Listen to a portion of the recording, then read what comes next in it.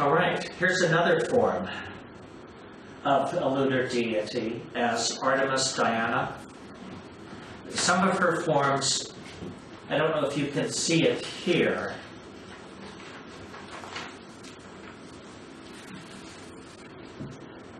She has more than 2 breasts. I thought it was a sunflower.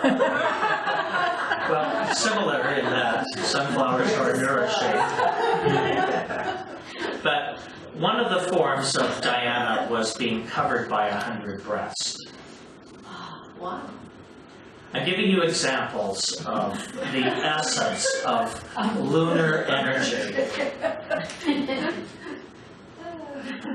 I love going to State Fair and going to the pet exhibits. Actually, they're not pet, they're livestock exhibits, but usually the 4-H club comes and there's almost always one lactating sow with at least 6 or more little piglets. And of course, you know, there's nothing as cute as baby pigs until you realize they actually grow up to become that sow.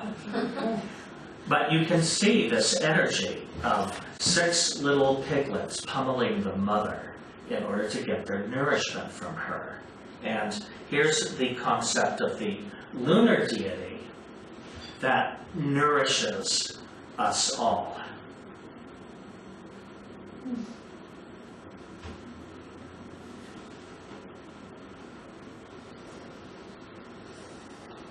So, worshipped throughout the Hellenic world, Artemis eventually replaced Selene as the moon goddess.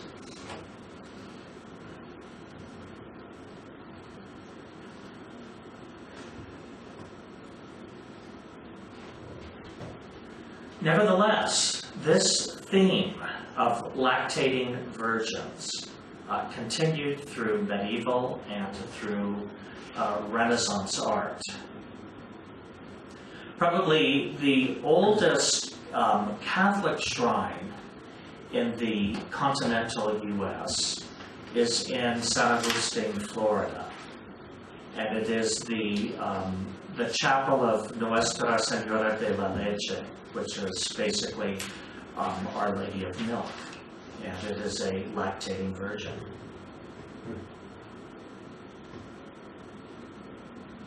I mean, nowadays they want to arrest you if you feed your baby on the bus or. What's that? Keep you off the plane. Exactly. But While it's in the air?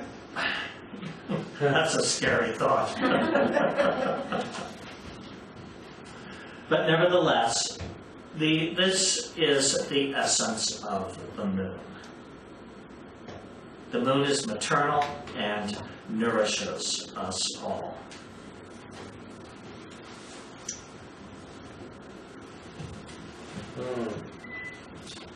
All right, here we go to Machu Picchu.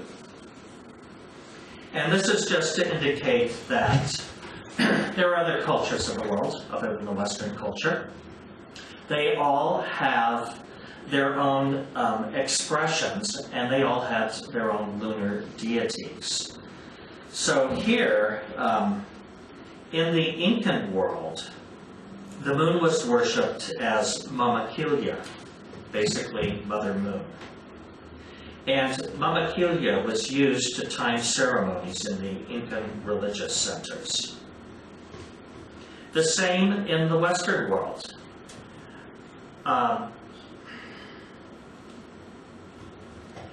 Any Catholics or other Christian denominations in the room? Anyone? Well, you might notice that there are 2 calendars in place in the Christian liturgical calendar. You have fixed feasts, and you have what are called movable feasts. The movable feast actually stem from the older Jewish tradition, which used a lunar calendar. All of the major feasts in Judaism are lined up with full moons, occasionally the new moon.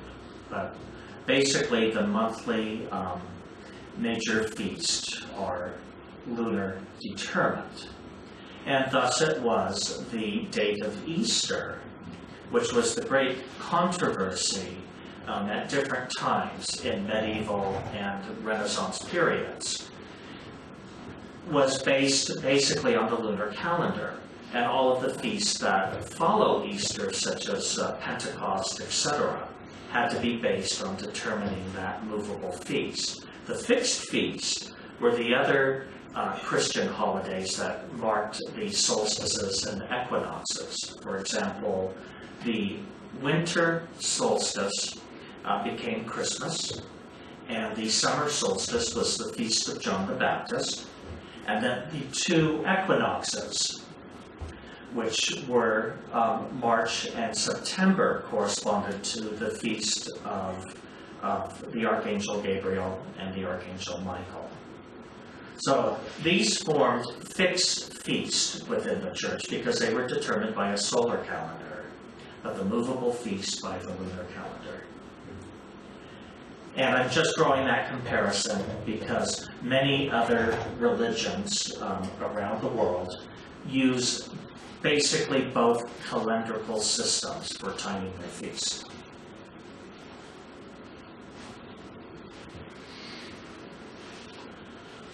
All right. To the Aztecs, the moon was known as Coyolxauhqui, and she was depicted basically dismembered and decapitated, having been slain by her brother Huitzilopochtli, who was the hummingbird, or the god of war. So that was one dysfunctional family.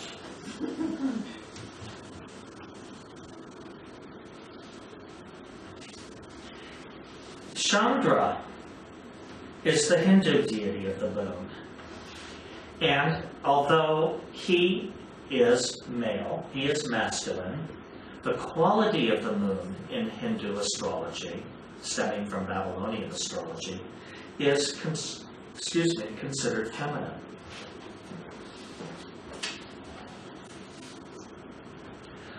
So, this is the mythology of the moon, and it gives us a lot of the characteristics and the personality traits. And as I said at the beginning of class, studying astrology is studying a symbolic language.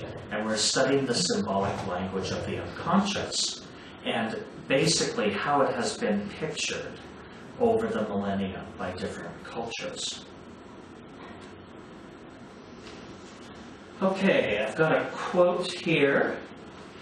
In astrology, you can see up at the header here, it says domestic thought series. A lot of those goddesses we saw before, and different forms, were either nursing or certainly showed the potential for it, as in the 100-breasted Diana. So, the thought cell series, which is associated with the moon, is domestic. And that word indicates having to do with home, family, nesting, and nurturing. And the quote, which you've all had time to read, these thought cells, which so powerfully influence the mentality, have been organized by experiences in lower life forms, with family and the rearing of offspring. They govern the negative, low-frequency energies of the electromagnetic body. Their degree of activity and their harmony are important in determining the strength of the physical constitution and therefore the health. As they are the most receptive of all to impressions from the environment, it becomes easier to receive such impressions through the avenues indicated by the sign and aspects of the moon. Yes, Vicki? Christopher, I think it's about the second sentence. It says they govern the negative energies. Yes. What's that mean? Negative means receptive or more passive. In our language, negative can have several meanings. You know, we can say somebody made a negative comment. You know, something that hurt our feelings. But negative, Here Zane is speaking of electromagnetic frequencies, which are either electric or magnetic. So magnetic frequencies are of negative polarity, and electric frequencies are of positive polarity. So basically, when we're speaking of negative here, we're discussing polarity. One might also think of it in terms of masculine or feminine. The other thing I wanted to mention here are two concepts that he brings up in the Beginner's Horoscope Maker and Reader. There's discussion here of mentality. Generally, when we're looking at mentality in a chart, we're inclined to think Mercury, which we're going to discuss next week. But there are actually, there are many forms of intelligence. But the two planets in astrology that we give the strongest recognition to in trying to determine one's mentality are Mercury and the Moon. And I'm going to repeat this again next week because the concept is so important. Mercury in a chart represents our rational, reasoning, logical intelligence.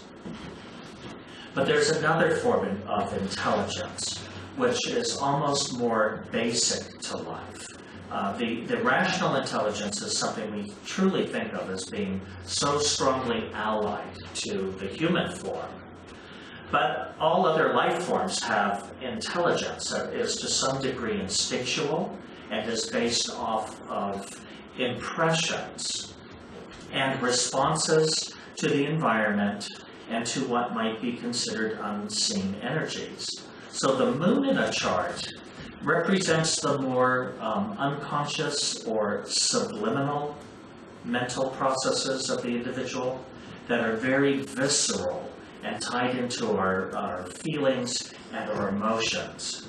And there are oftentimes things where you know something, but you may not be able to describe how you arrived at that, the bottom of that addition problem in your thinking. That it's something that you're drawing from this inner intuitive level of knowledge. This is the moon type mentality. And the other concept that's important here is health. The moon is key in health in a chart. The sun is our vitality. So having a strong sun in your chart can be key to having a large amount of vital life force. The moon, however, is the preserving ability, and it represents our constitution. So having the moon powerful in a chart indicates basically the recuperative qualities within the body. Having these balanced is important. Not all of us are lucky enough to get that in our stellar makeup. So, we hobble along with what we have. But when we look at a chart for health, two of the first key factors we are evaluating is how much vitality does this person have? How much life force, the sun, and how are they able to heal? How can they recuperate from whatever does affect them? And that's the constitutional magnetism of the moon.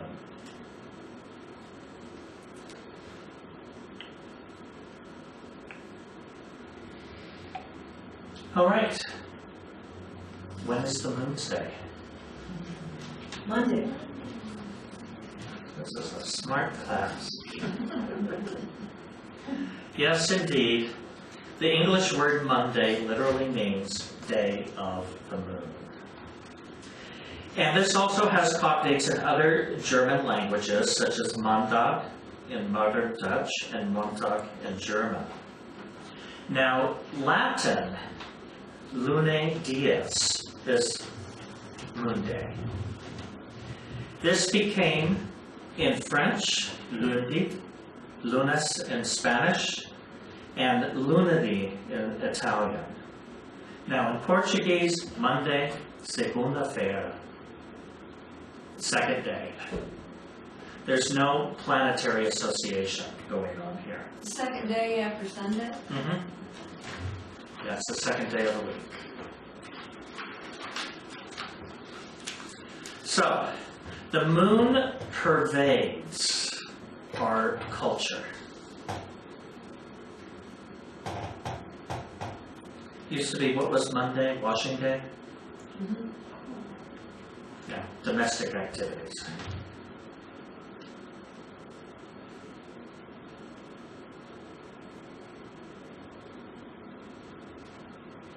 In a chart, we look at the moon to determine key information regarding our emotional expression, mentality, again from the more subliminal, intuitive, instinctive level. Relationships with the female sex in general can be indicated by the sign the moon falls in your chart and the aspects received by the moon. And the moon is representative of one's mother or mother figures in the chart. But there are other factors that also represent that. In Hermetic Astrology, we look to the 10th house for information regarding the mother. Now, the best trait, well, actually, it is said wherever the moon falls in your chart, that area of your chart is subject to fluctuation. If you think about it, the moon changes shape night after night after night. If you go out and look at the moon every night, it's in a different position of sky and it's in a different shape. And this happens more frequently than any of the other planets. So this fluctuation is a quality of the moon. The positive qualities associated with the moon are adaptability, and the negative traits are moodiness.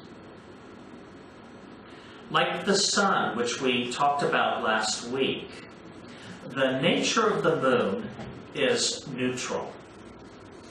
The moon does not add any conditioning energy to the chart. It is neither harmonious nor discordant. So it draws its conditioning either from the sign that it falls in and the type of aspects it forms, and it depends on which planet aspect it. So the Mars and Saturn will add discord in aspects to the moon, and Venus and Jupiter will add harmony to the aspects of the moon.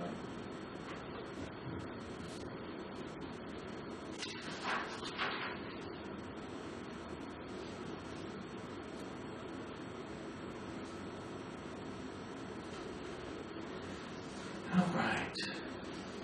This is from Ancient Masonry by C.C. Zane, and he speaks about the symbolism of the moon.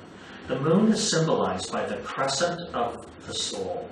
This signifies the dominance of the plastic, emotional, and enfolding qualities.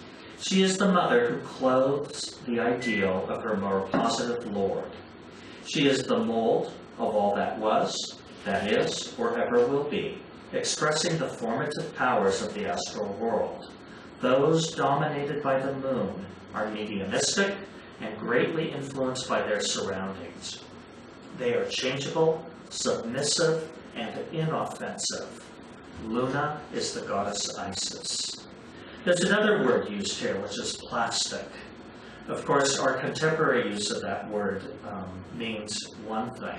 If we talk about plastic people, you know, from the Frank Zappa era, we're talking about phony. But what does the word plastic really mean? Something that is plastic. It's not pliable. It's pliable, it's moldable.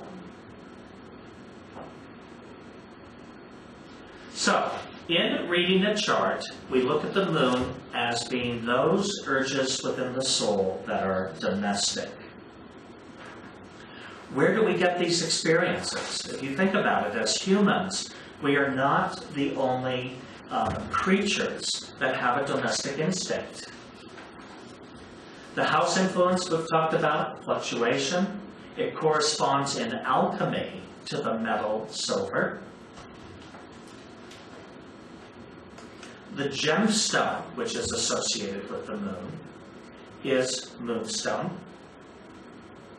The color in the color spectrum is green, and the musical tone F. Part of the body, stomach and breast.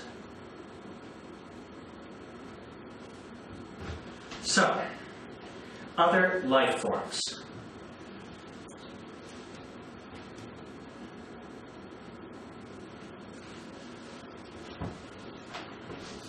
You should know what those are.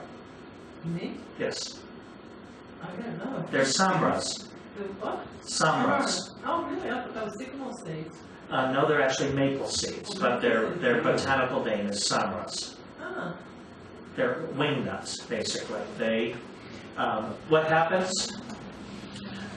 Plants look for ways to have their children evolve in new environments. So they devise ways to spread their seeds. Some of them are less pleasant, such as burrs and goat heads and things that get stuck in us when we're hiking and they hurt us. And then there's elm trees, which only harm us when we're bending over to pull them out by their roots. And we put out our bag and go into traction every spring. There's another, an acorn. Birds are domestic in the sense that they are creating homes for their offspring in the form of nests. And of course, other animals also build lairs and dens. Here's basically a beaver den. That's a beaver lodge. A beaver lodge, thank you. And if you think about it, they have to go to a lot of architectural effort, not just to create that dome, but to find a place to build that dome, they have to basically dam a river or creek. There are other animals which work to protect their young. Again, this Summer you'll recognize as being one of your countrymen here. Yes, no pouch.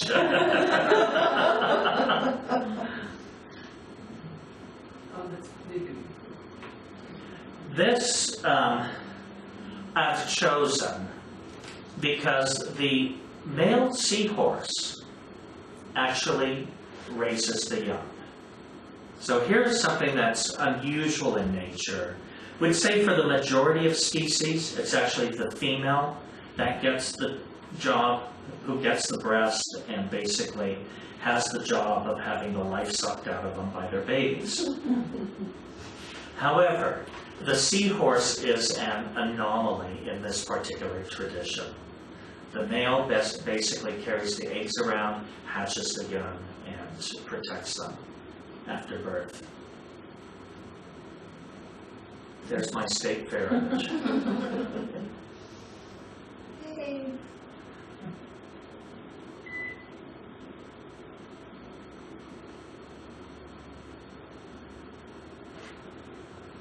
All right, we've got another quote.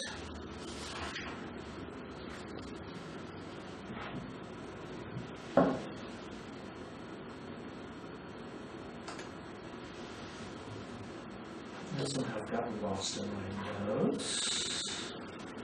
Page 3, top right, a little bit down. Okay.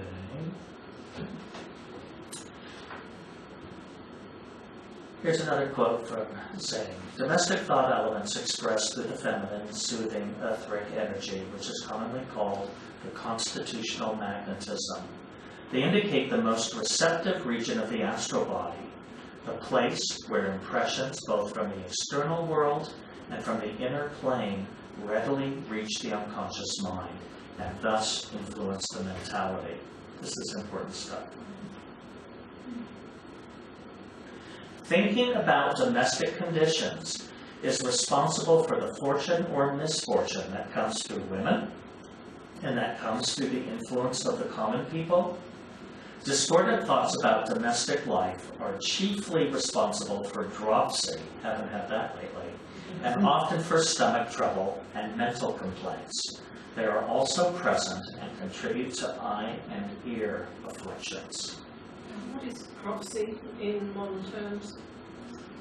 I can't remember. It's something that we know, but I can't remember what. I think it's like, isn't it something like water? Like edema? Yeah, I think so. Oh yeah, that would be something like that. But I think what's important here is they indicate the most receptive region of the astral body, the place where impressions both from the external world and from the inner plane readily reach the unconscious mind and thus influence the mentality. The moon is key to that particular button in our psyche.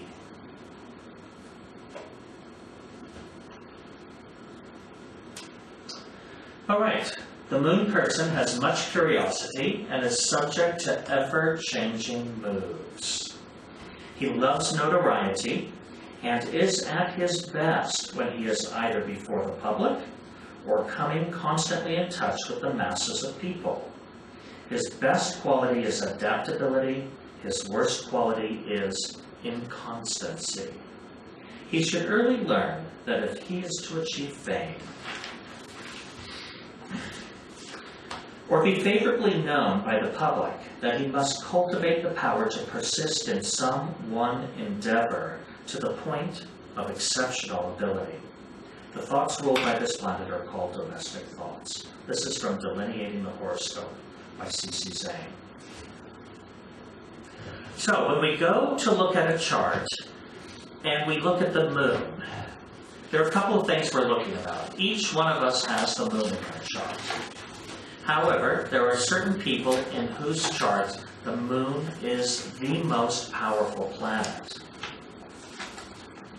So,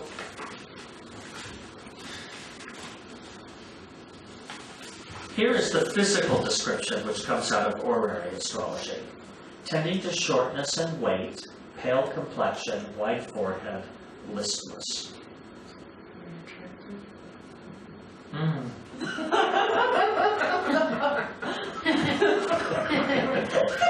Which quality did you like best? Listless, yeah. Now, in your chart, if the moon is harmonious, chances are you will have positive experiences with your home and family. You'll have opportunities to be caring, compassionate, and nurturing.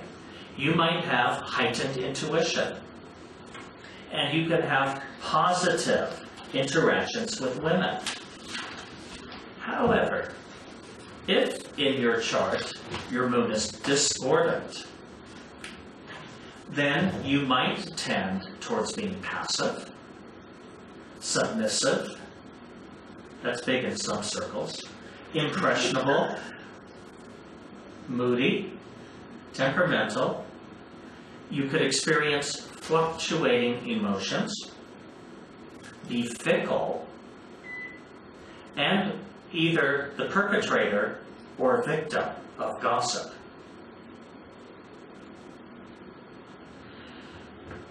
My emphasis in this class is good astrologers basically have good vocabularies. They can draw from a lot of symbols related to a chart. And one of the symbols we use is language. So here are some positive lunar traits. These are all words that represent more harmonious expressions of the moon. Somebody who is accessible, accommodating, adaptable, approachable, caring, compassionate, considerate, curious, domestic, emotional, fecund, feminine, fertile, flexible, gentle, inquisitive, insightful, instinctive, intuitive, magnetic, maternal, mild, nurturing, open-minded, paternal, perceptive, protective, receptive, sensitive, sheltering, sociable, subliminal, tender. Why would subliminal be considered a positive trait? Because the moon receives her information subliminally through the unconscious. A limen is basically a doorway. It's the thing at the top of your door. So it means a person will be open to those impressions. Exactly. So, yeah, subliminally receptive or something. Mm-hmm. They take in intuitive impressions from subliminal levels. Now, on the other hand, there are negative lunar traits. And these are good keywords to know as well. We've all met people who appear to be defenseless, dependent, capricious, changeable, easily influenced, fickle, fluctuating, gossipy, helpless, hypersensitive, hysterical, impressionable, inconsistent, indecisive, moody, passive, powerless, submissive, susceptible, temperamental, thin-skinned, touchy, unstable, vacillating, vulnerable, wavering, weak, or one of my favorites, whiny. Have you ever known anyone like that? Yeah. Yeah, chances are they have a discordant moon.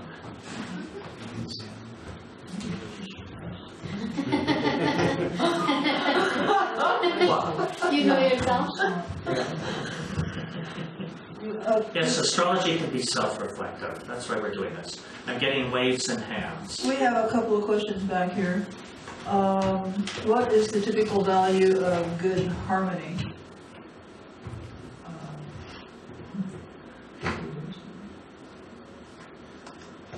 What is the typical value of good harmony? I'd say anything that doesn't have a minus sign in front of it in your astrodites. And That is going to be harmony. Of course, the greater the number, then the greater the harmony. But if you don't have a minus sign in front of it, it could be 0.14. You still have some harmony. Vicky? Christopher, does harmony mean like ease? Maybe, does it relate more to ease of expression of that energy, or? Ease is a good word to use. And the opposite of ease is what? Dis-ease. Dis-ease. So, yes, harmony in a chart is ease. Those things which come into easy expression without great effort or hardship. Another way to look at harmony, I like to use the terms pleasure and pain. Harmony is where you have pleasure in your chart. And discord is usually where you have pain in your chart. Now, because we have, and over the next following 8 weeks, we're going to keep looking at different aspects. A planet in your chart can be dominantly harmonious, but still have some discordant aspects to it. So this doesn't mean you always have continual ease in that area. There are going to be certain interactions that come up that bring, milder challenges to you. But they're usually things that we find a way to incorporate and adapt to. Now, what I also want you to think about, were there more questions, Bart? You said there were a couple of questions that came well, up. I think you answered it. What would be the ideal harmonization? Yeah, and if I'm not sure from that language I'm even actually correctly understanding the question. Related to astrodynes. Okay, related to astrodynes, then if it's above 0 and doesn't have a minus in front of it, consider yourself lucky. And if it's below 0 and has a minus in front of it, consider yourself lucky.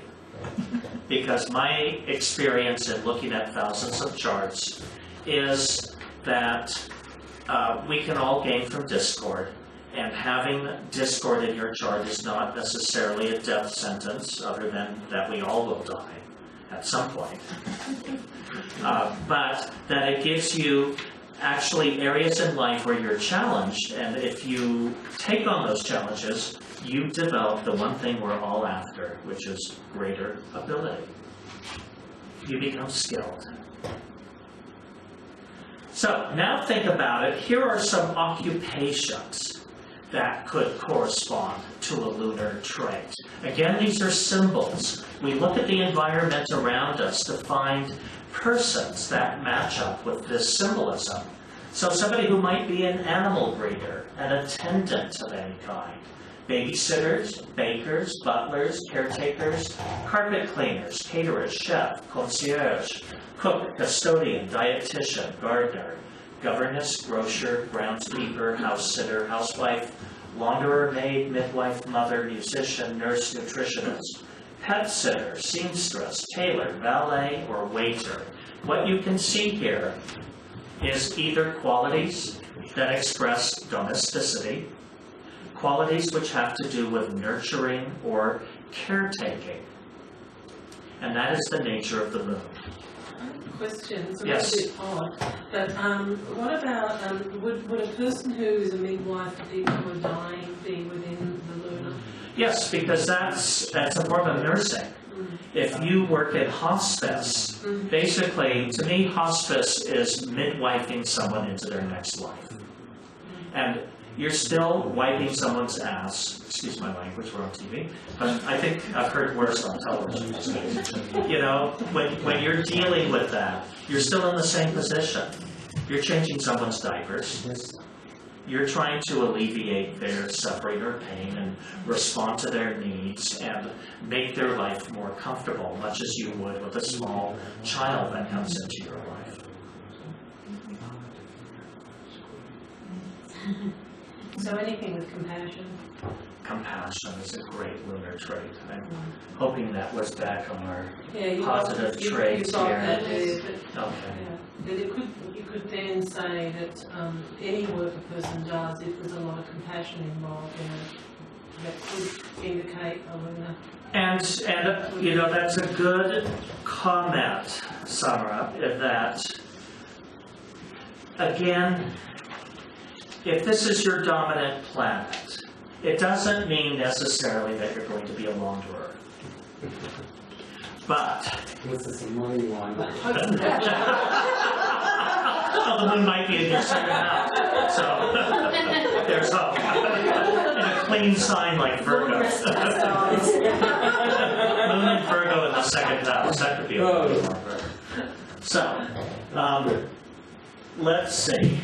But you may be someone that in whatever you do, you are taking caretaking into the expression of your work.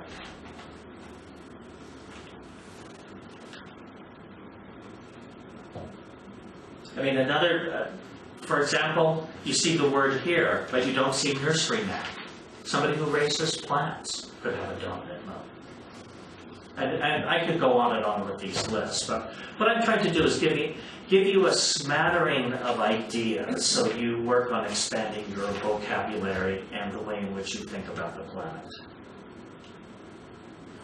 Well, here's a dominant moon personality. The moon, you can see, is elevated in the chart. It's up here in the 10th house in Leo, 19 degrees. I'll actually tell you who this is. It's my favorite dominant moon person. You know, my hero, Mohandas Gandhi. And I've used this chart before in class just because it's so obvious as to how the moon affected this personality. If we go back to some of the qualities that we talked about, notoriety is one of the qualities of the moon. Rarely would you be able to go into a household where they don't know the word Gandhi. Well, and it's in the 10th house, so it's broadcast very publicly. Very publicly.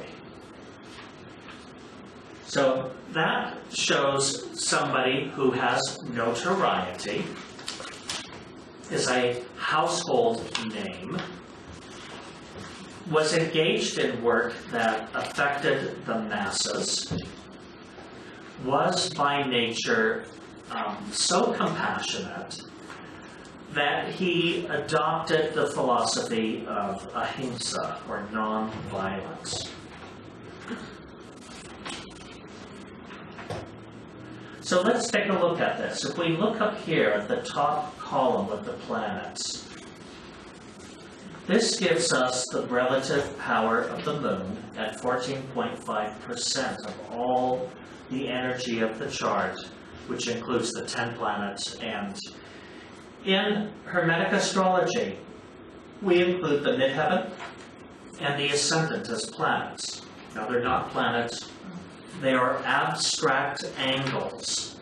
The point on the eastern horizon at the time of birth is the ascendant, and the point directly overhead is the midheaven. There is a difference, however, between the angles in astrological interpretation and the planets, much from the electromagnetic sense, in that the planets we think of as expressing strongly outward, that they have a dynamic of their own. Whereas the ascendant and the midheaven are receptive, or magnetic, or passive. And the ascendant and the midheaven take on the traits of the planets that aspect them, and the temperament of the aspect itself. So they're different in that sense. They're more absorbing rather than radiating. It's a hard thing to describe, but nevertheless, they are significant, they are powerful, but they have a sort of a different type of motion than the planets do. Would you say they'd be like kind of, well, they are magnetic, but they amplify the traits? Yes, they both absorb and then amplify. And their expression, I'm really searching for language to describe this, but their expression comes through their ability to absorb the planet and the type of aspect that they receive, and then to radiate that out into the world. Through the ascendant, it comes through the personality. Through the midheaven, it manifests through the reputation and the mission that individual experiences. Vicki? Does Zane call the ascendant the groundwater? Yes, in fact, he speaks of the ascendant and the midheaven as being viewed psychically as the silver cord that basically links the body to the soul. That the ascendant is the ground wire that connects the soul to the physical body, and that the midheaven is the other end of that. So the ascendant is our personality, whereas the midheaven is our life mission. Oftentimes we interpret it as career, but it represents one's vocation.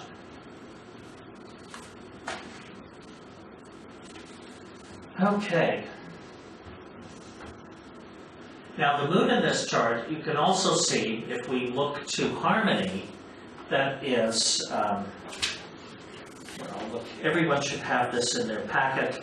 Those of you who have signed on online, you can download the handouts that are, you can find on the left side of your screen if you're not watching full screen. So,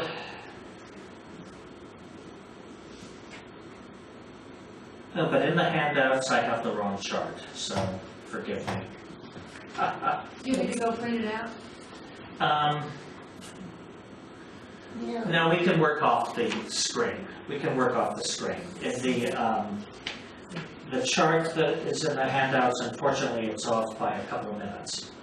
Is the handouts where it has planets, houses, and signs? It's just slightly different than the one that's on the screen, but really, really close. Oh, yes, and I don't have the on the handout, I don't have the astrodyne sorted by power. So that's going to be the issue here more than anything else. Nevertheless, the moon is still the dominant planet in the chart and has only 0.5% less in terms of power, no, 0.1% less power. So it's off by a couple of minutes. So yes, you can work with your printed handouts. So let's, what could we say about negative lunar traits? Being domestic was not easy for him. Yeah, because this is somebody who not only had a family, but he lived in community. He founded an ashram, which is basically a spiritual community. And he was also considered the father of the nation. So that's how big. In fact, his wife would often, I don't know the exact quote, you know, she would say, oh, you know, I have 4 sons, my husband has millions. Because he was the father to the nation. So that moon dominant would indicate, if you think of those 100 breasts on Artemis that we looked at earlier, again, this is somebody who has all of these people in the world that are coming to him looking for some kind of nourishment, nurturing succor of some type. And because it's discordant, there's going to be an adjustment in dealing with that. As you can see, the sun's in the 12th house. Those of you that know his biography, Gandhi did spend time in prison, primarily for civil disobedience. With a dominant moon, what do you think his task was while in prison? Very good. You're a good astrologer. That was outside. Oh, okay. Repeat the question, please, or the answer. Vicky said cooking, and yes, Gandhi would cook and feed the other prisoners. So again, if we go back to our occupations ruled by the moon, and the sort of question you brought up earlier is, can one just take compassion into their environment? Well, you may actually see that you could be placed in different environments, and sometimes you take on a different occupation, but it's still an expression of this life thing that is determined by your dominant planet. I was curious, since his Mars is a negative 27.54, and I think he meant a violent end. Could that Mars being so not harmonious have been a factor in his death? I believe he died in 1948. I cannot remember the day, but he was assassinated by a Hindu religious fanatic. And yes, Mars could definitely be a factor in his death. Since he did die, Mars is in the 1st house. He died a violent death. Mars in Scorpio in the 1st house, and considering it so strong in the chart, what else might he be preoccupied with? Sex. Sex. Did you get the answer? Yes. Mars conjunct Venus. And Mars conjunct Venus, which is an important aspect. Extremely charismatic persons have this in their chart. When we're charismatic, what does it mean? People fall in love with us. Yeah. And when you have Mars and Venus conjunct, Adolf Hitler had a Venus-Mars conjunction in angular houses. Did people love him? Yes. Yes, they did. And do we love him now? No. We find many things about the Third Reich to be incredibly abhorrent and have really helped to shape modern society and our modern views towards human rights. But he was a charismatic man who could sway crowds, and people would do basically whatever he wanted because of his charisma. So there are other people out there that have this conjunction, but let's talk about sex, since that's generally everyone's favorite topic. And Mars in Scorpio in the 1st house, 2nd most dominant planet, but afflicted. So this is somebody who had a lot of conflicts over sex. Why? He thinks he liked it a whole lot. Yeah. But in Orthodox Hinduism, much like Orthodox Catholicism, this is something that, or in Orthodox Buddhism, it's really looked upon as being a great distraction to one's spiritual life, a preoccupation with sex. And that desire energy, if it's not expressed constructively, detracts from spirituality. So he had great issues about that. Obviously, they weren't so great that he didn't father 4 sons, nor invite different female members of his community to come sleep with him. Not sexually, but this was continually to see whether or not he had mastered himself or whether he would still be aroused by that contact. Now, things like that, happening in modern New Mexico, in, cults in the northeastern part of the state could get you thrown in jail. But in his culture, day and time, that was sort of permissible. But this is a man who continually experimented with his passions to the degree that he was constantly removing food items from his diet to see if it would lower his degree of, arousal, eventually eliminating a vegetarian, eventually eliminating both beans and milk products from the diet. So some people might think these were hang-ups. Others might see it as this great, experiment in life. But nevertheless, looking at that number, this is something that that ran his engine, so to speak. On their square one. Yeah, it's only 1 degree. Yeah, really close. No, it's 27 minutes apart from a perfect square.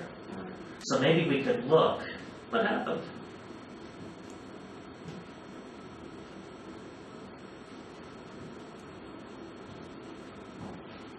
Come back.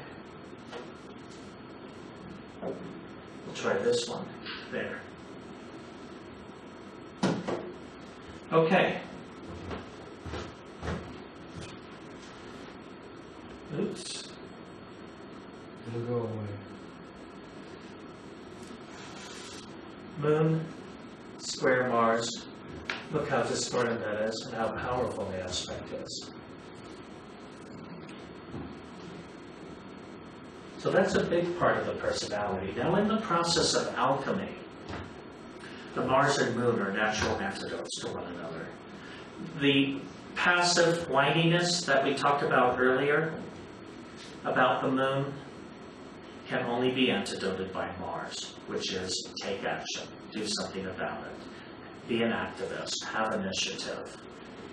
So what's interesting about Gandhi is we don't see a lot of the negative lunar traits. Even though the Moon and Mars are square to one another, nevertheless they were an aspect. And one of the things that really happened with him is he put that Mars not towards developing anger and the desire to strike back and to respond to insult with injury, but to try and nurture and make the other person who was angry somehow grow and become a greater human being. So he didn't, sit around and say, oh, woe is me, and, it's one big, bad, awful world. He took that Mars energy and alchemized it into looking at ways to be an activist. He was passive in the sense that with Mars in the first house, guess what? Man took a few beatings. He was passive in that sense, that he would let the British soldiers beat him, but to actually teach them a lesson in humanity. Moon square Mars. So let's take a look at what some of the stronger aspects are in this chart that might contribute. Is it break time? Yeah, give me a few minutes to change the tape, or a few seconds. All right, we're going to take a few minute break. If anybody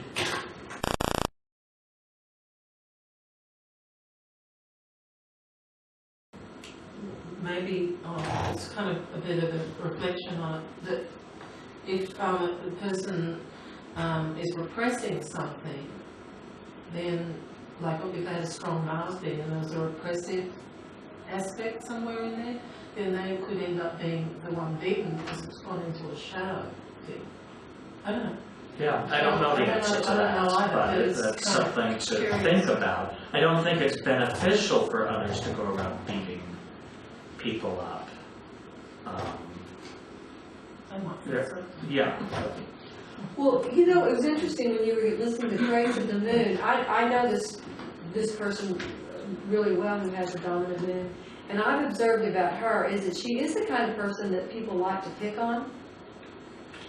And the interesting thing about his chart is that he was picked on, but he had enough Mars energy that he could antidote it. He fought back, He but fought in back, a but in a completely different way, constructive right. way, right. which was through accepting a beating, getting others to reflect on what brutes they were. And getting the world to reflect upon that in a post-World War II environment where, you know, the spotlight was on the world. So let's try and find the most powerful aspects in this chart because they definitely inform us in many ways. Let's see, there's a parallel from the Moon to Mercury of 13.09. So I was wrong. Jupiter. When I said that there was no aspect between the Moon and Mercury, there is a parallel aspect. Jupiter square moon is at 1180. As well as the Saturn parallel midheaven is 1180. And then there's an 1148 for Mars opposition Pluto. Again, they're antidotes to one another. So these are very powerful aspects. If we look at the Mercury-Moon parallel, these are the planets of mentality. Mercury, intellect, and the Moon, intuitive impression. If we look at the Moon-Jupiter square, this is the domestic urges and the religious urges in conflict with one another. Boy, was that the story of his life. He had to get his wife to come aboard with him in what he was doing.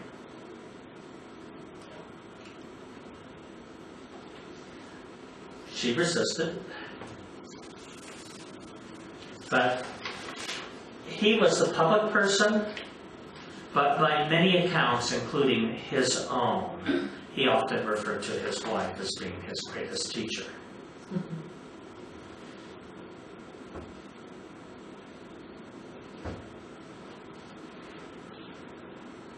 Let's find another aspect here to look at.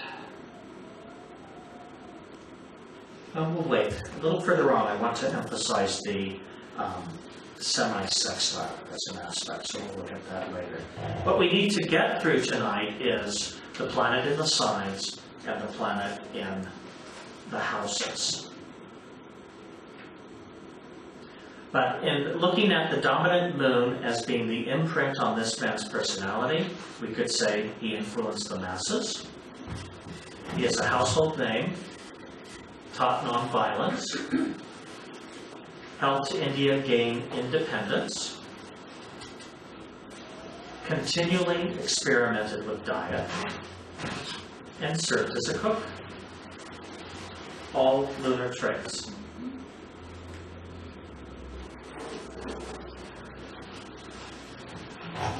So, the Moon-Mercury parallel, an intensity compound formed between domestic urges and intellectual urges. I'd say a powerful mind that could be both rational and intuitive.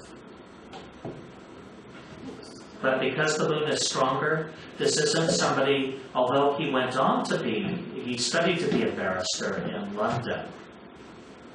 If we remember him, it's not for his more mercurial efforts, it's really for his compassion that we remember him. Is a barrister a lawyer? Yes. What does an intensity compound mean? It adds energy, and you cannot really define it other. I try to describe the parallel aspect as basically cranking up the volume under stereo. Whatever else is playing, it only makes it louder. So what, I'm sorry if I might have missed it, but why does it have a line through the parallel? Because it's north and south. One planet is, if we were to look, I don't have the declinations in front of us, but if we were to look at the chart, we would see that they were in the same degree, but north and south of the equator. There's another parallel to midheaven to Saturn. So this is a intensity compound between the midheaven and the safety urges of the soul. Is Saturn in the 6th house?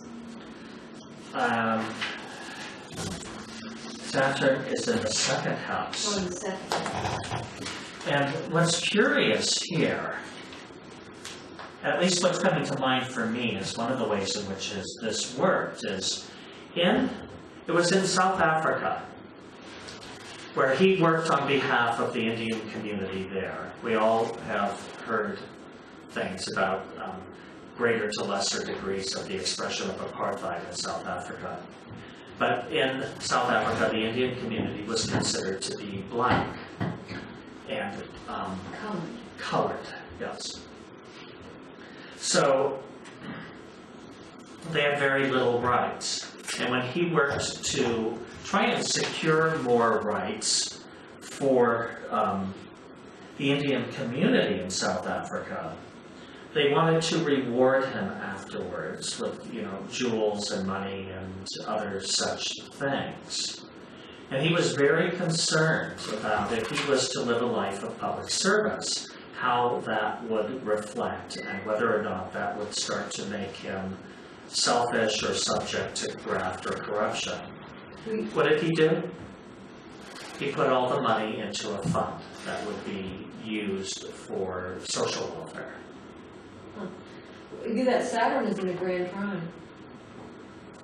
isn't it? 12 Sagittarius to 18 Aries to 19 Leo. That is a grand trine. Yeah. But just focusing in on this particular aspect, you could see how there was this concern, the safety concern, Saturn in the house of money to the midheaven, his reputation. He was concerned about the safety of his reputation if he started accepting gifts for public work. But you can imagine, his family was not very happy with his choice.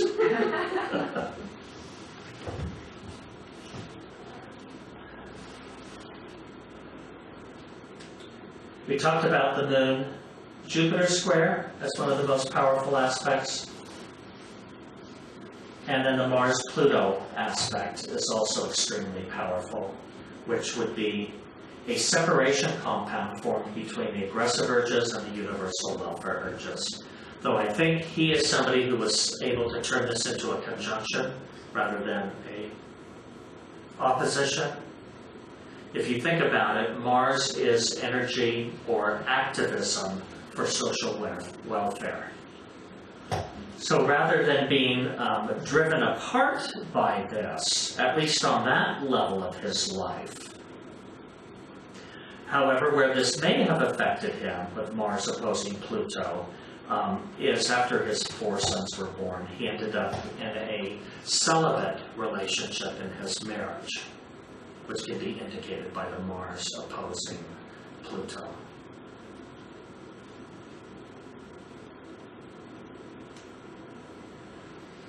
Moon in regards to mental processes.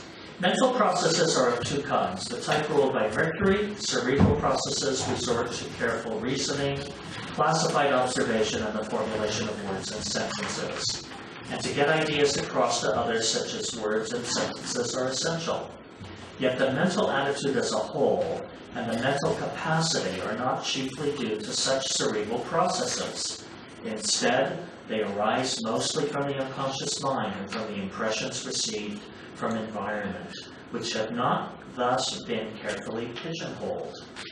The feelings about certain things, the unreasoned mental processes, the hunches, intuitions, and capacities for absorbing certain kinds of information, which rather than the expression of opinions thus formed through words and sentences, chiefly constitute the mentality, are expressions of the thought cells mapped by the moon. So, we talked about this last week, is that the signs are the sounding boards for the planets. Although the tone is the same, it sounds different to us, whether it's played on a piccolo, on a cello, on a French horn, on a violin, or whatever those instruments are. I'm not an orchestra teacher.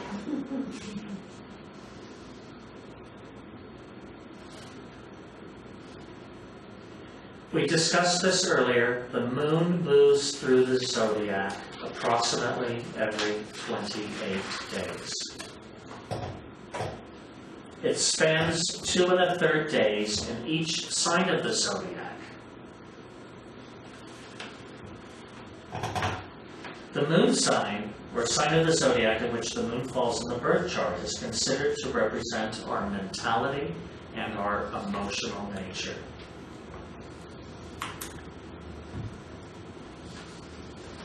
Anyone here have the moon in Aries?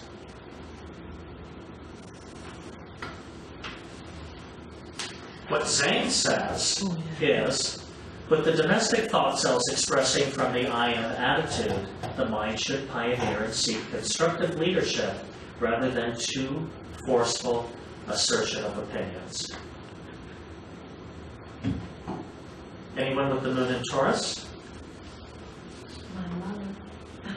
This is a special placement of the moon. With the domestic thought cells expressing from the I have attitude, the mind should seek spiritual knowledge rather than become absorbed in acquiring material possessions. The moon is exalted in the sign of Taurus. This means that this is the one sign of the zodiac where the moon can best express her energies. The way I like to compare it is the moon in Taurus is the seed falling into moist, fertile soil. It's the environment in which that plant, that seed can fecundate and basically find its life.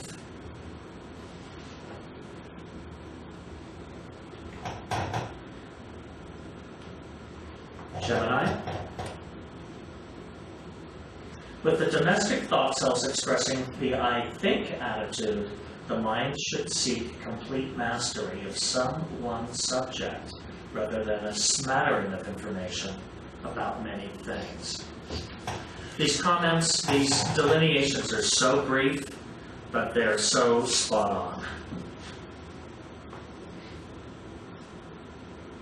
Moon in Cancer? Woo-hoo! All right. Home team rules.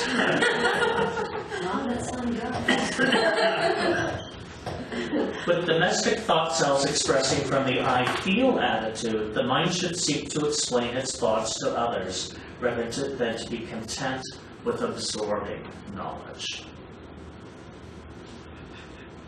All right, the moon is at home in the sign of Cancer. And basically the moon, which governs domesticity, is in the zodiacal sign, which rules home and family and property and real estate. Leo, this takes us back to Gandhi's chart. With domestic thought cells expressing from the I will attitude, the mind should seek to gain esteem through kindness rather than through display and domination. We could say he was successful at that.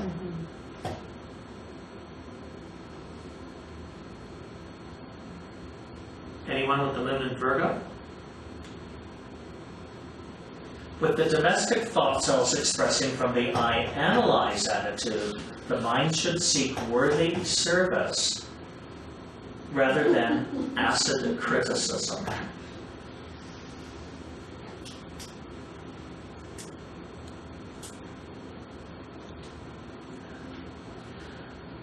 The moon is at her in harmony in Virgo because she is opposite the sign of her harmony, which is Pisces. So if you think about it, the moon in that sign, Virgo tends to be considered a barren sign. And the moon in Virgo, it doesn't find fertile ground for being sensitive or sympathetic in that sign.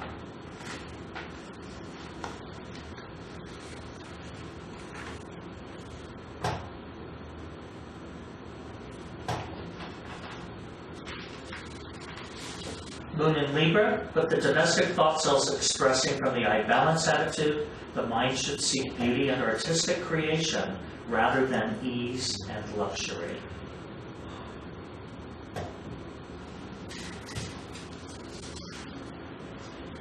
Scorpio, anyone? Don't admit it.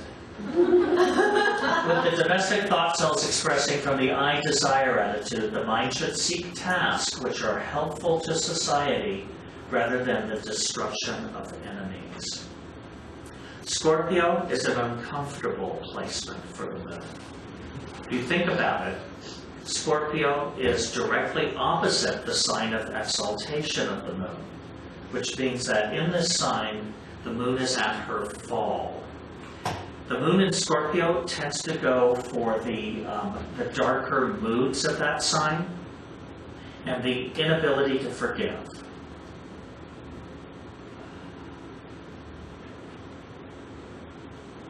Sagittarius? All right. With the domestic thought cells expressing from the I seek attitude, the mind should seek a sound philosophy rather than too great an interest in sports. So, avoid the keg parties. Okay.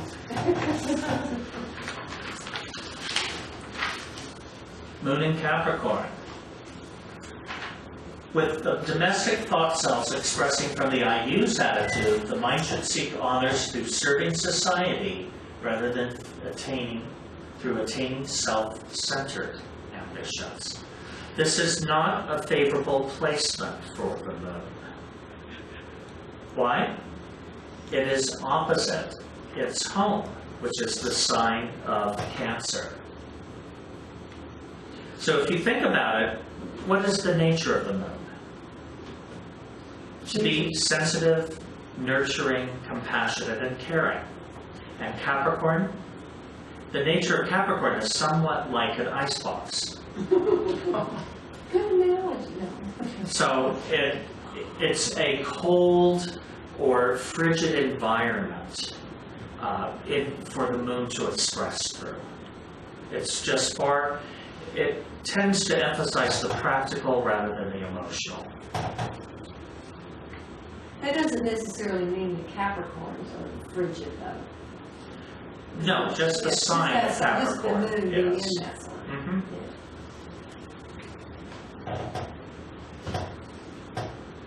Oops, I don't know what happened here. I guess Aquarius got left out. Do I have that in my notes? Yes. Why don't you read it? Moon in Aquarius.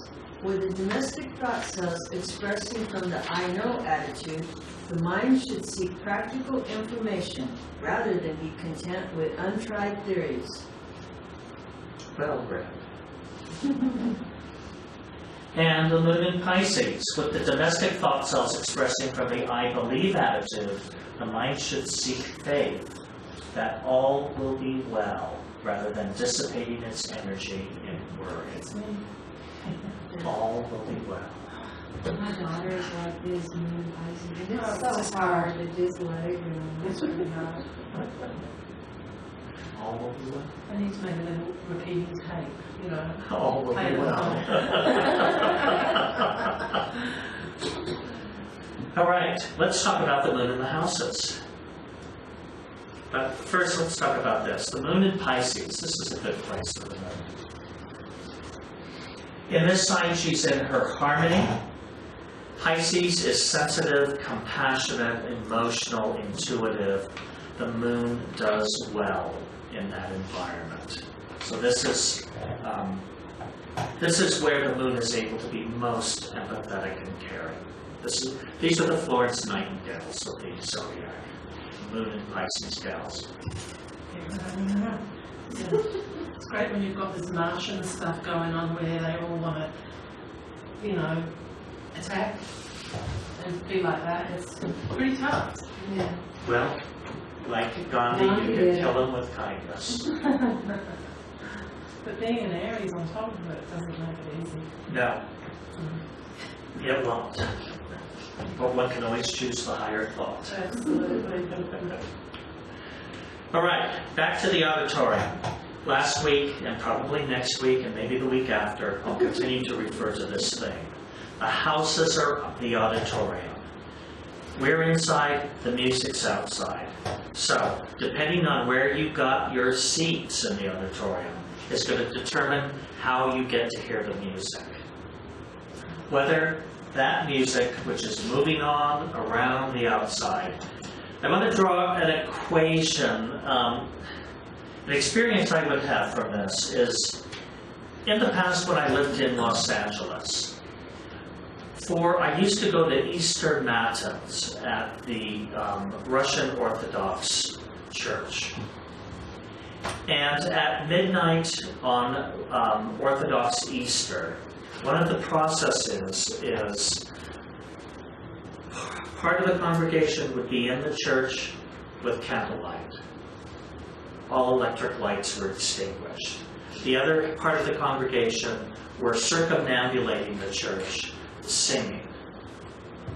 And as this band, or as this choir or chorus moved around the church, depending on whether you were by the door, or by the window, or by the wall, either created greater expression of the music or muffled the sound of that music that was going on outside. So, if you're by the open door, full volume.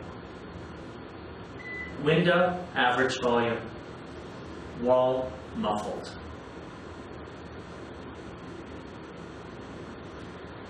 Okay, the houses are the divisions of the horoscope or birth chart which correspond to different areas of thinking, activity, and interest.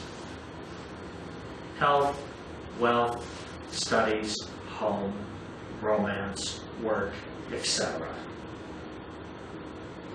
When a planet occupies a house, it brings its specific influences into that area of the chart, the house in which it is positioned. The planet, when there's more than one in the house, the planet closest to the cusp is considered the ruler of that house. The other planets, the co-rulers.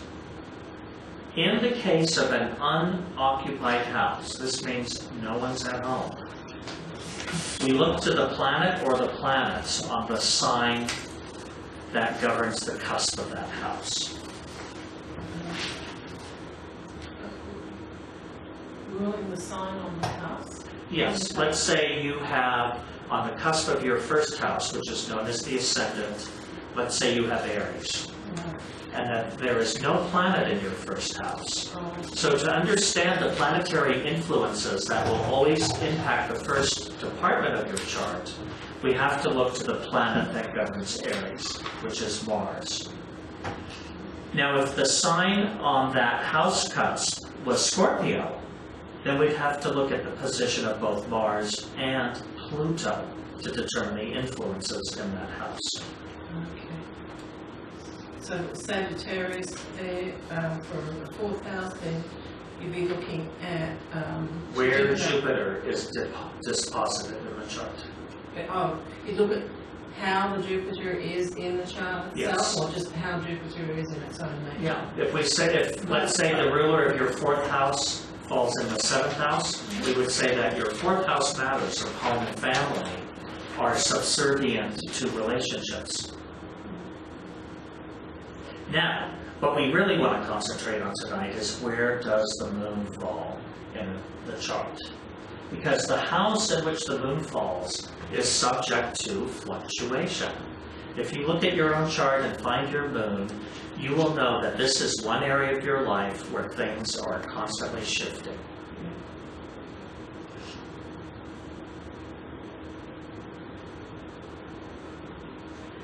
The place where the moon falls in your chart is also the area of your life where you are subject to sensitivity.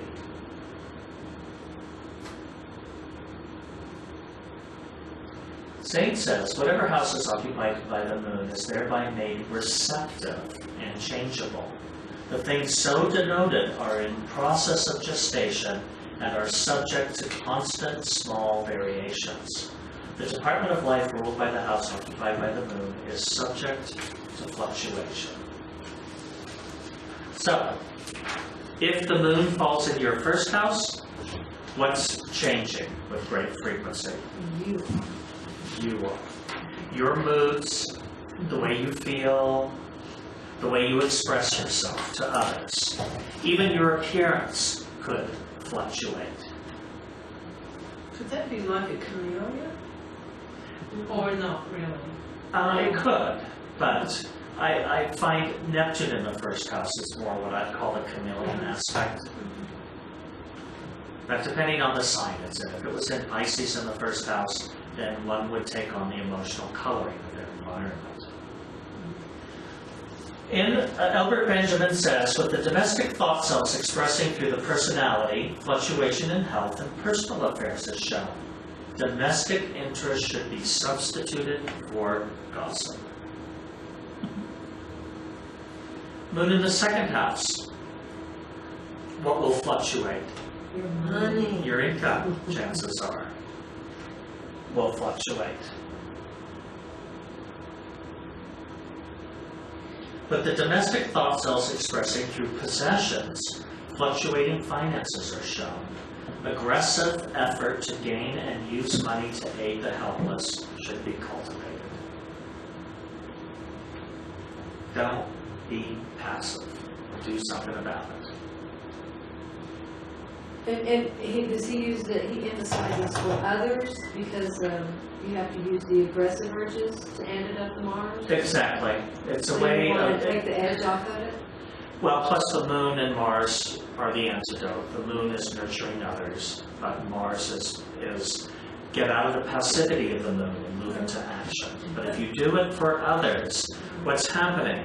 The person with the moon in their second house, it's hard for them to gain money for themselves. But if they can see where somehow they're having money, better cares for their family or those around them or their favorite charity, it's easier to move that into action.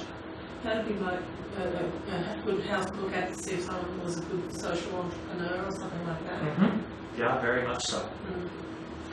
Third house, with domestic thought cells expressing through education, travel, and changing opinion, are shown.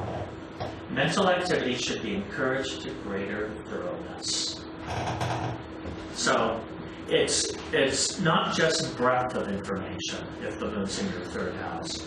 It's developing depth of information. Anyone with the moon in the third? Moon in the fourth, anyone?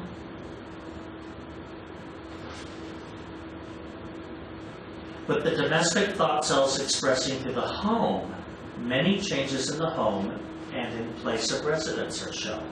Aggressive effort to give domestic comfort to the helpless should be cultivated. Moon in the fourth house, you can move a lot.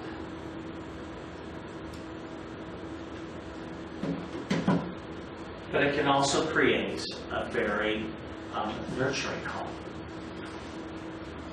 a very comfortable living environment.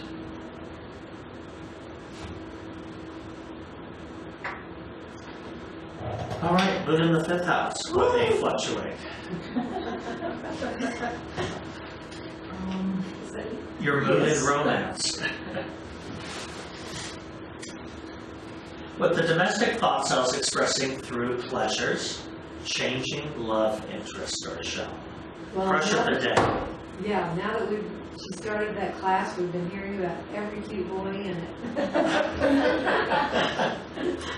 But just one husband. She's not submitted to plural marriage yet. Aggressive determination to adapt rather than change the affections should be cultivated. So,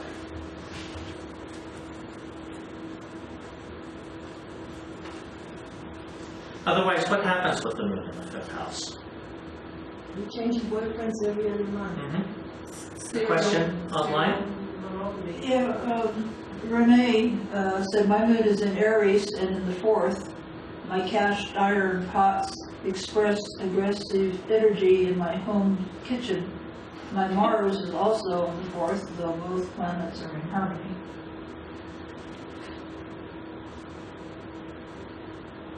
Okay, that's actually sounding more like a statement than a question, I think. So, great, good statement. Moon and Mars in the 4th house. Yeah. Cast dire pots. Cast iron. Cast iron pots. Yeah, that's definitely Mars in the 4th house. Yeah. Just don't start swinging those cast iron pots. Only cook with them. Yes, only for cooking. With the domestic thought cells expressing through work, fluctuating health and many changes in employment are shown. Adaptability to work and working conditions to the end.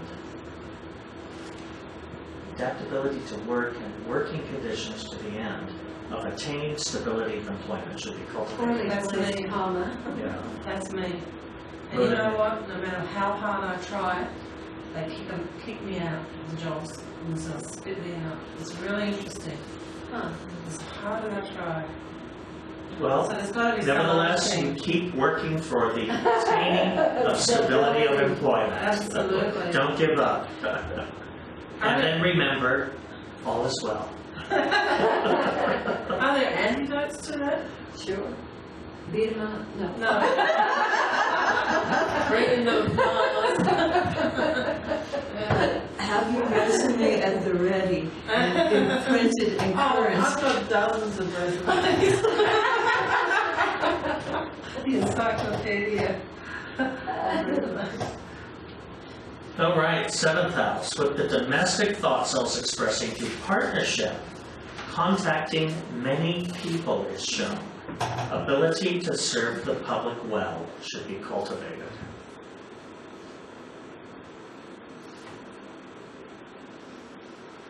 With the domestic thought cells expressing through inheritance, death affecting the life numerous times is shown. Aggressive effort to preserve life and people's money should be made. Become an estate planner. Yeah. 9th house, with the domestic thought cells expressing through philosophy, much travel or expression of ideas is shown. Consistency of ideas expressed publicly should be sought.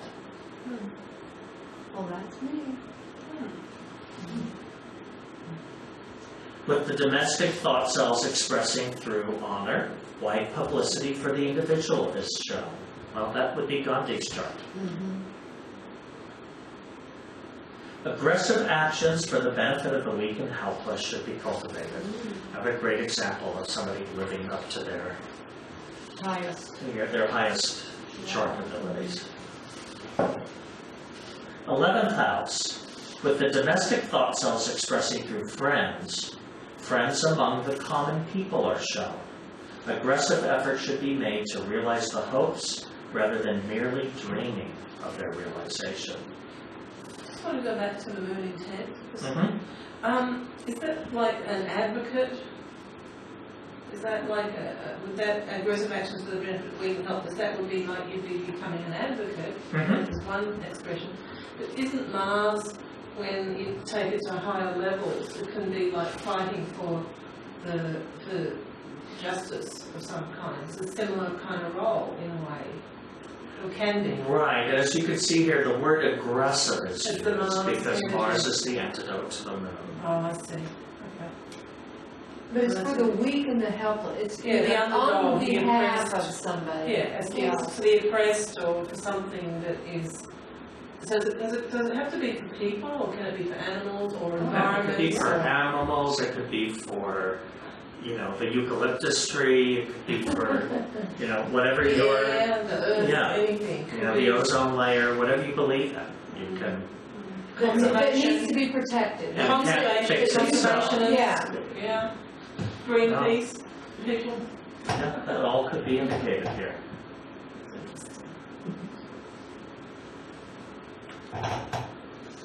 Twelfth house position of the moon.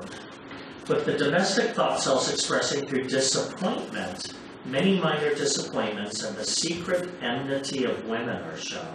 That's scary. Aggressive measures to remove the restrictions and alleviate the distress of the common people should be cultivated. What does enmity mean? Comes from the same root as enemy. So enmity is when you earn somebody's position as being your enemy. Oh, Not very nice. Yes, it's not something you want. All right. We'll wrap up the class over the next 10 minutes, and we're talking about aspects again. The aspects in a chart are the composition. This is what determines whether or not the chart is melodic and harmonious or dissonant. Aspects really show us people's idiosyncrasies. This thing moves fast. All right, the aspect I wanted to talk about tonight, I'm picking one aspect for each night, just so that we become more thoroughly versed in how they function. And this is the semi-sextile, which is basically whenever any two planets are one sign or 30 degrees apart. This is a weak aspect, so we only have a very narrow orb. I think the widest orb for this is 3 degrees in an angular house and down to 1 degree in a cadent house. I could be wrong, but I think that's the orb of aspect here for the semi-sextile. The way it manifests is mildly benefic cooperation between the matters represented by the two planets in the chart. And we'll look for some examples of that so we can understand what that really means. Now, the nature of the semi-sextile is basically the good that comes to you does not come to you without effort. This isn't, the fall in your lap luck that the trine might bring.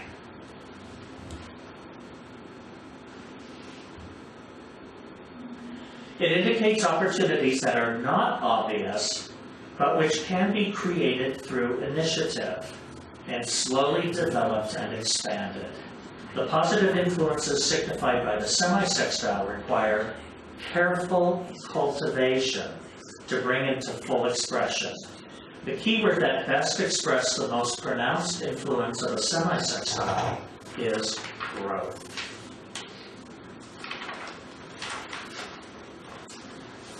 All right, let me find my aspectarium here, and we'll look for, unless I've actually,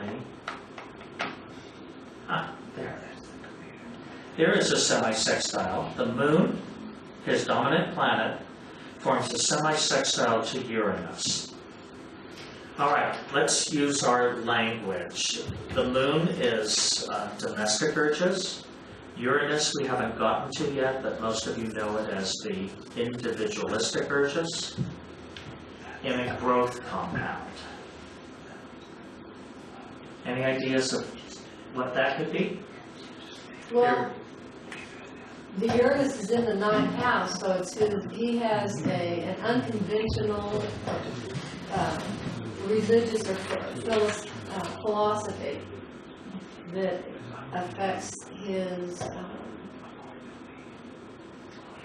reputation, his work for the common people.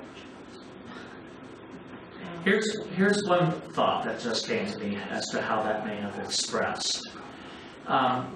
In India, the common people, the really common people, belong to a class or a caste, which is used to be described as untouchable.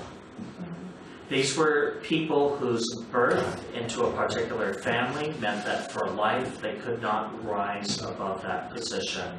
They're the people that have to pick up poo, clean out your latrines, tan leather, and do all of the other activities that are considered unclean activities. Gandhi decided that to free his nation of oppressors, that the Indian people would actually have to free themselves from being oppressors within their culture. Well, guess what? That's a radical idea.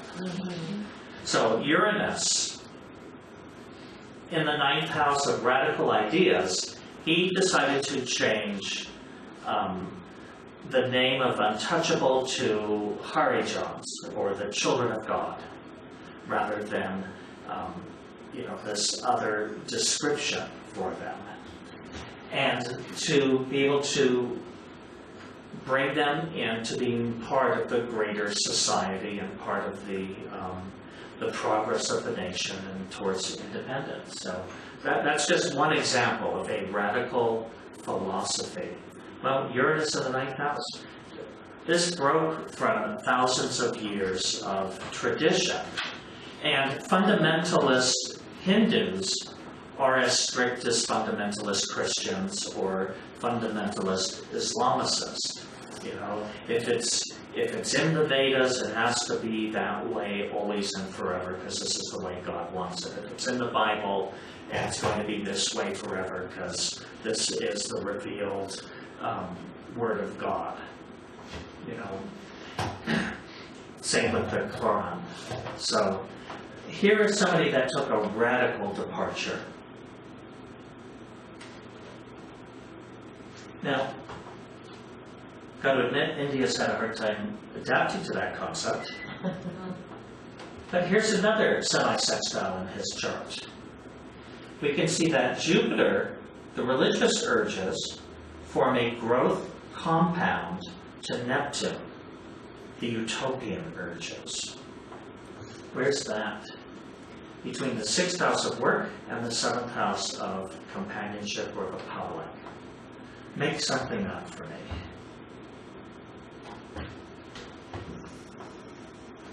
One of the utopian type of religion, the most ideal that in his mind that for his religion to be.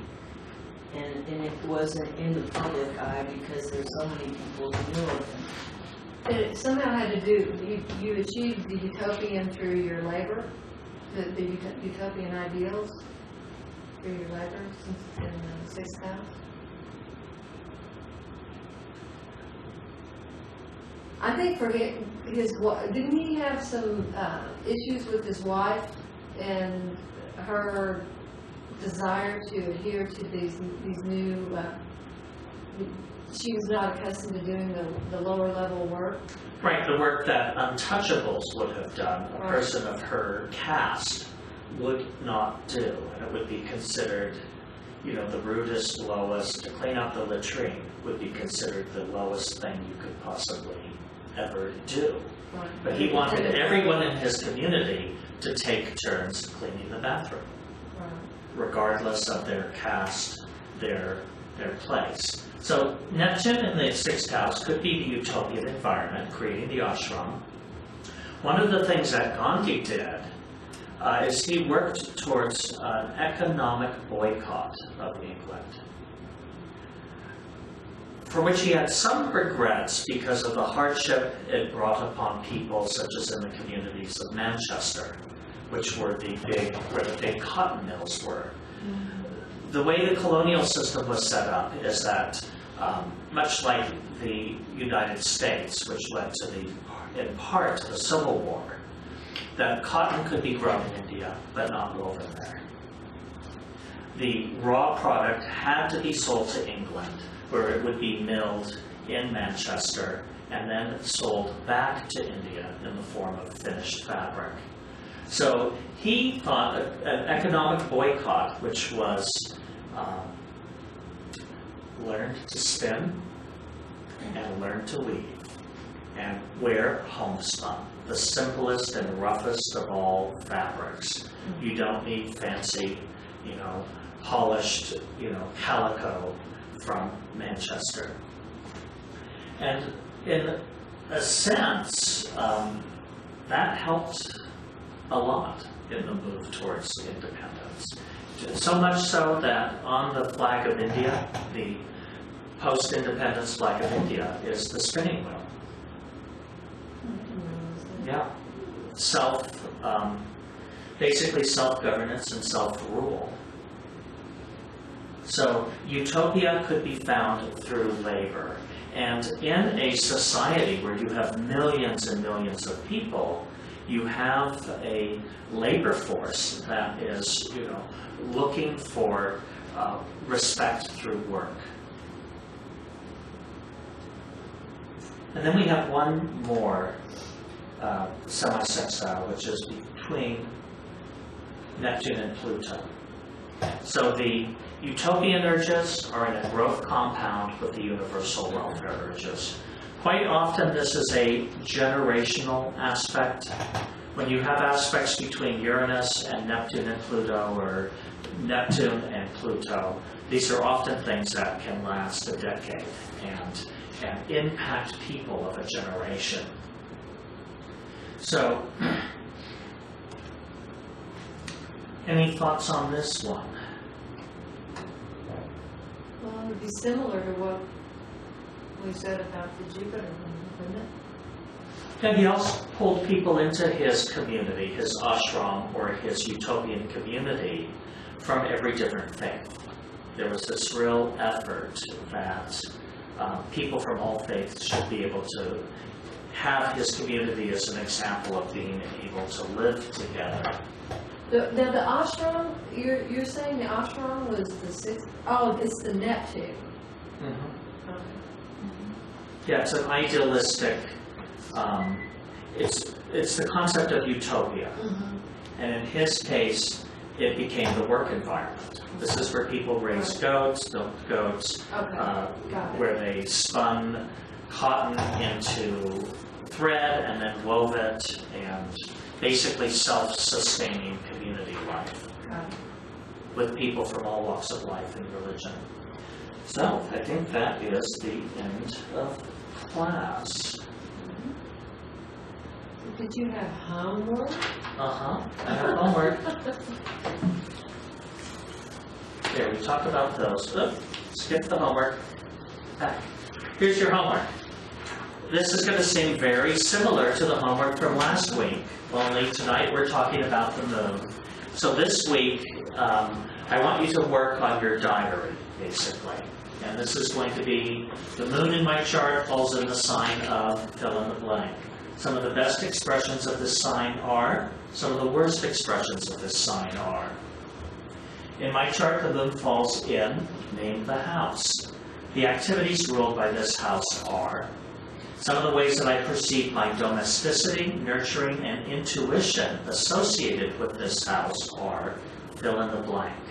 This is to be self-reflective and self-revealing. The relative power of my moon by astrodynes is, look at your astrodyne report and decide where it is and what percentage of your total power that is.